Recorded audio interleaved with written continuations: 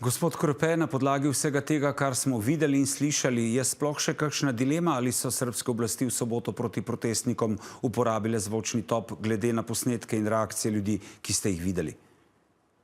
Lep pozdrav in dober večer v studio. Ja, po zvoku in pa po reakciji množice sodeč gre za nedvomno za usmerjen zvok. To je pa v bistvu bistvena in glavna lastnost tako imenovanega zvočnega topa. Tako ga imenujemo zdaj v zadnjem času, ko gre za ta primer, drugače pa gre to za long range acoustic device.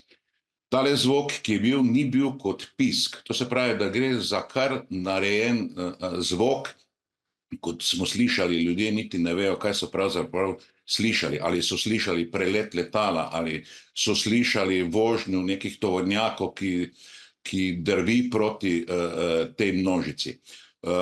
Seveda, koliko smo poslušali, oblast je sicer do zdaj samo zanikala, da te naprave ni uporabila, ni pa dala dobene drugega pojasnila, da kaj bi sploh to lahko bilo.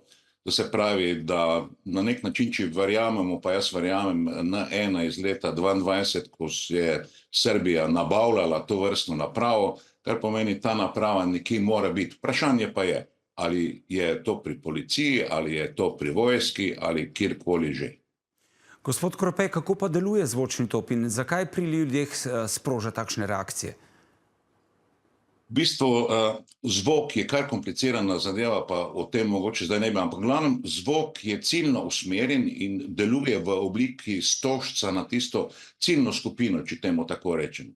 Za primerjavo lahko rečem, tukaj ne gre za neki zvočnik, ko poslušamo glasbo nekje v daljavi, ker se tam zvok porazgubi, tukaj pa potuje. Vedeti je potrebno, da ta naprava lahko prenese zvok do 160 decibelov. 160 decibelov pa vemo, da je to že zdravju zelo škodljivo in pri takšni višini tonov pride velikokrat oziroma praviloma lahko pride sploh, če je ta zvok dolgotrajen, kar pa je sedaj bil, do poškodbe ušes, do motnje ravnotežja in podobno. Skratka, ljudje doživljajo tam šok. Tukaj moramo vedeti, da ne gre za pok, kot gre pri orožju, recimo tam je enkratni pok, tukaj pa traja nekaj časa, nekaj konstantnega, kar pomeni, da časa si izpostavljen takšnemu zvoku. Zvok je lahko kot pisk, kot sirena, tukaj v tem primeru pa vidimo, da gre res za narejen zvok. Ljudem so prikazali oziroma spustili zvok, ki tudi sam ga nisem mogel razvozlati, ali gre za letalo, ali gre za tovornjake, ali gre za potres in seveda ljudje so v tem momentu seveda fest bežali in prišlo je do teh poškodb.